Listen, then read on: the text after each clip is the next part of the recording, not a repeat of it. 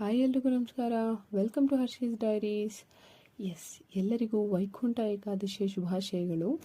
And ಇದರ ವಿಶೇಷತೆ ಏನು ಅಂತಂದರೆ, ಸೂರ್ಯ ಉತ್ತರಾಯಣಕ್ಕೆ ಬದಲಾಗುವಂತಹ ಮೊದಲು ಬರುವ ಧನುರ್ಮಾಸದ ಮೊದಲ ಏಕಾದಶಿಯನ್ನು ವೈಕುಂಠ ಏಕಾದಶಿ ಅಥವಾ ಮುಕ್ಕೋಟಿ ಏಕಾದಶಿ ಅಂತ ಕರೀತಾರೆ. ಇವತ್ತಿನ ದಿನ ಸಮುದ್ರ ಮಂಥನದಿಂದ ಅಮೃತ ಉದ್ಭವಿಸಿದಂಥ ದಿನ ಅಂತ ಕೂಡ ಹೇಳ್ತಾರೆ. ಹಾಗೆ ನಾರಾಯಣನನ್ನು ಪೂಜಿಸಲಾಗುತ್ತದೆ. ಇವತ್ತಿನ ದಿನ ವೈಕುಂಠದ ದ್ವಾರದ ಅಡಿಯಿಂದ ನಡೆದು ಹೋದರೆ ಪಾಪಕರ್ಮಗಳು ಕಳೆದು ಹೋಗಿ ಪುಣ್ಯ ಲಭಿಸುತ್ತದೆ ಎಂಬ ನಂಬಿಕೆ ಇದೆ. ಸ್ವರ್ಗದ ಬಾಗಿಲು ತೆಗೆಯುತ್ತೆ ಅಂತ ಕೂಡ ಹೇಳ್ತಾರೆ. ಹಾಗೆ ವೈಕುಂಠ ಅಂದರೆ ವಿಷ್ಣು ಲೋಕ, ಏಕಾದಶಿ ಅಂದರೆ ಚಂದ್ರಮಾನ ಮಾಸದ 11ನೆಯ ತಿಥಿ. ಇವತ್ತಿನ ದಿನ ಉಪವಾಸ ಮಾಡಿದ್ರೆ 23 ಏಕಾದಶಿಗಳಲ್ಲಿ ಉಪವಾಸ ಮಾಡದಂತೆ ಅಂತ ಕೂಡ ನಂಬಿಕೆ.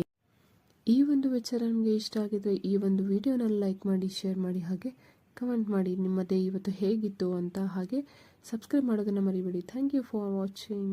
Love you.